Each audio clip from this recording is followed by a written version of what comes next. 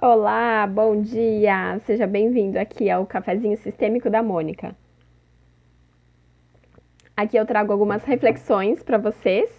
Nós vamos falar sobre constelação familiar e aqui baseados no livro A Simetria Oculta do Amor. Nós falamos bastante sobre o vínculo, agora estamos falando sobre o equilíbrio. Aqui então é a última parte do equilíbrio, hashtag 15. Então nós temos 15 vídeos falando sobre essa proporção entre dar e receber, quando nós damos igualmente, ou quando nós só recebemos, quando nós nos recusamos a receber, também recusamos a doar, a dar, a nos dedicar aos outros.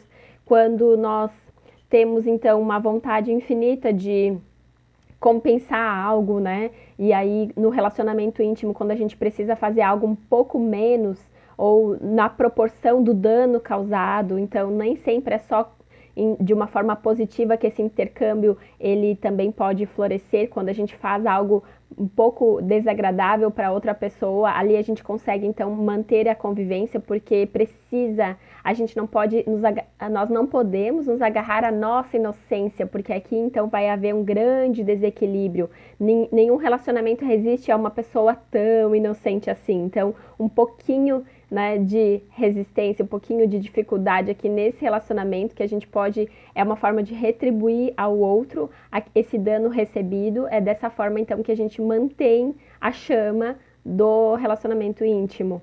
É meio polêmico isso, eu sei que pode causar muitas controvérsias, a gente não aprende isso na nossa cultura ocidental cristã, então, mas o que a gente pode observar? Que dessa forma o relacionamento ainda tem uma chance. Agora, se você se agarra muito à sua inocência, não, eu vou perdoar, eu sou, eu sou melhor que ele, eu tô além disso, aí esse relacionamento não dá certo. Então, é uma escolha que você faz. Você ainda quer continuar nesse relacionamento de uma forma mais saudável, construtiva? Aí fica a pergunta para você, você que vai fazer, definir as suas ações. Então, agora eu vou falar sobre quando no equilíbrio nos relacionamentos, quando que, quando que nós podemos então aceitar com humildade o destino.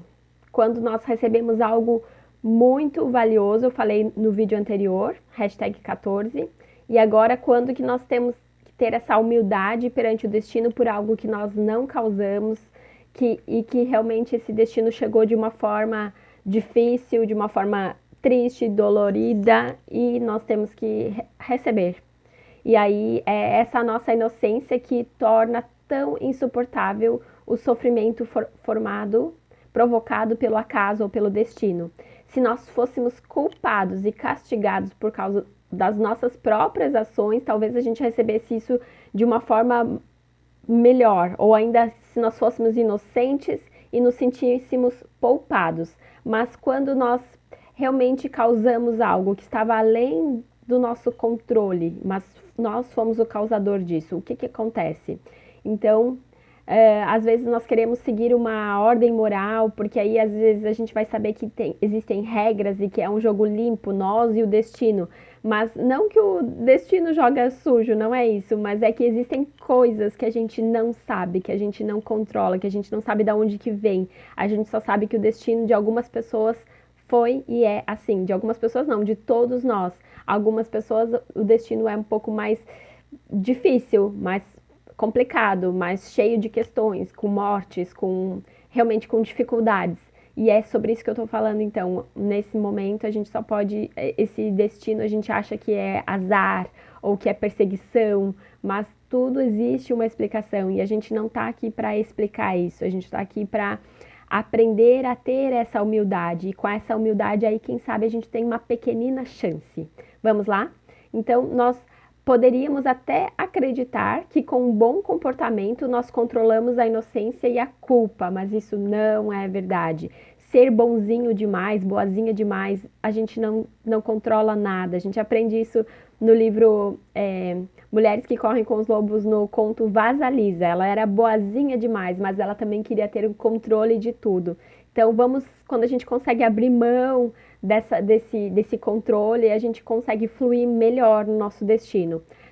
Quando nós somos poupados, independentemente da culpa ou da nossa inocência, se nós provocamos o ato ou não, ao passo que outros sucumbem merecida ou imerecidamente. Então, nesses tempos de quarentena, de reclusão, de coronavírus, aqui fica uma grande reflexão também. Alguns são o vírus, a gripe chega até eles, né? O coronavírus, e outros não. Então, como que acontece? Alguns merecem, outros não merecem. Tudo isso pode passar pela nossa cabeça, mas são coisas do destino, lei da atração, e é sobre isso então que a gente vai falar. Assim compreendemos nossa total vulnerabilidade às forças do acaso e vemos-nos às voltas com os caprichos da culpa e da inocência, ora culpado, ora inocente. Quando a culpa e o dano atingem proporções trágicas, tornando-se o nosso destino, então a paz e a reconciliação elas só serão possíveis se nós renunciarmos inteiramente à compensação. Nós sofremos algo e nós queremos devolver isso na mesma proporção, ou seja, compensar, mas ao destino nós não podemos compensar nada, podemos compensar um ao outro quando são equivalentes, você faz algo, eu faço algo, mas quando recebemos algo que é de uma força maior, que é algo que está além do nosso controle, realmente não é possível compensar. E isso, às vezes, a gente tem um pensamento bem infantil, um pensamento mágico da criança que tenta fazer algo, às vezes ela tenta se sacrificar, ela busca o fracasso de uma forma inconsciente porque ela pensa que ela está compensando o destino. Só que só nos resta submetermos ao destino com bastante humildade. Talvez isso seja bem difícil, seja uma novidade, mas eu acho que as pessoas mais velhas, mais antigas, elas já viveram tanto e elas conseguem perceber, principalmente quando a gente vê em filmes, em livros, na época da guerra, tem coisas que devem ser simplesmente aceitas, né? Quando a gente tenta lutar contra isso, aí nos sobrevém muito mais dificuldades. Então, quando a gente submete ao destino com humildade, nós não sabemos se isso será vantajoso ou não. Nós podemos aceitar algo inevitável. É isso que nós temos para hoje. Nas situações em que o ofendido e o ofensor se curvam com humildade ao seu destino incontrolável, incontornável, há um fim para a culpa e o resgate. Então, somente quando a gente diz sim a esse destino, nós podemos dar um fim à culpa e essa necessidade de compensação. Estou falando aqui de coisas bem complicadas, bem difíceis, que fogem um pouco ao senso comum. Mas aqui é um aprendizado. E aí, se você não concorda ou se você tem uma opinião diferente, deixa aqui nos seus comentários. Vamos construir uma ideia. Quem sabe, então, a partir disso, nós podemos usufruir a felicidade enquanto nós a temos, enquanto ela dura, independentemente do preço pago pelos outros, para que o preço pago pelos outros não tenha sido em vão. Então, nós temos e devemos usufruir a felicidade, a abundância, a saúde, a alegria. Já pararam para pensar nisso? É possível, então, aceitar a nossa própria morte e a dos outros ao nosso redor, e também as nossas próprias dificuldades sem buscar culpados e inocentes?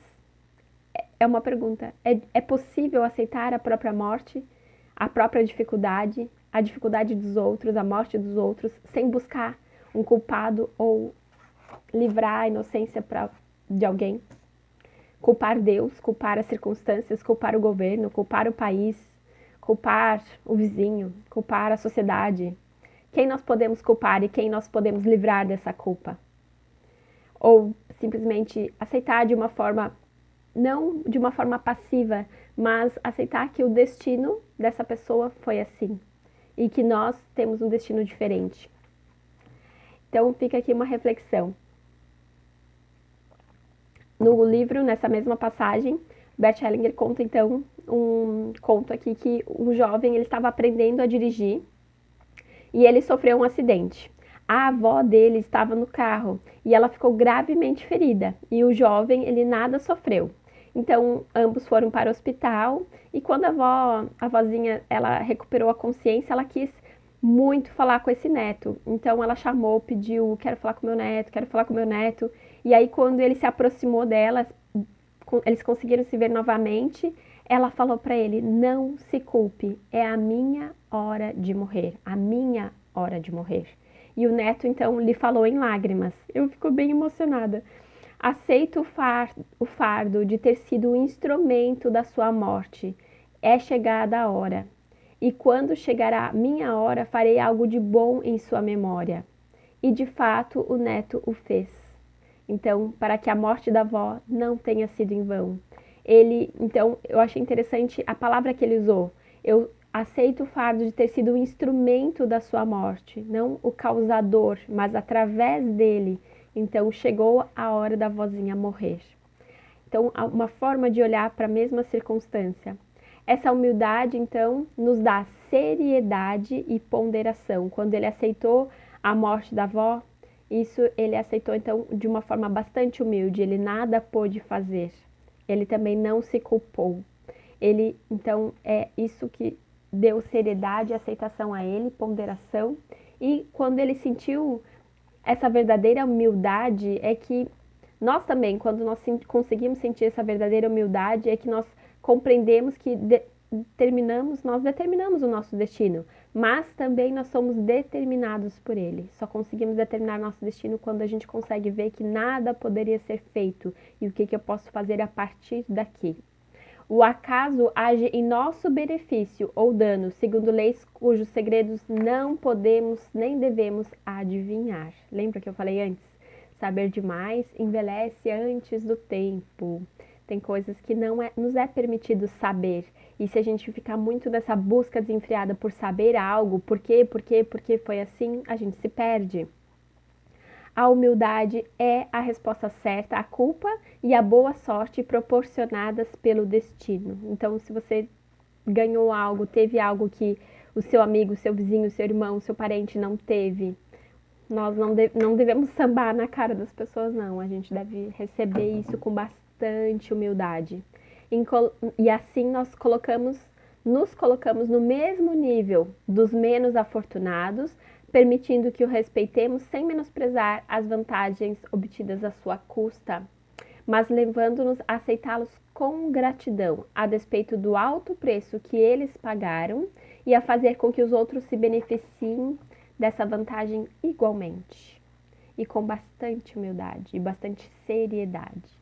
Então, fica aqui a nossa reflexão nesses momentos de quarentena, de coronavírus, né? Nós temos o bastante, temos em abundância, e aí nós, nesse momento, só nos resta agradecer por tudo que nós temos. Não nos falta nada, temos tudo e temos o suficiente. Então fica aqui o meu recado para vocês.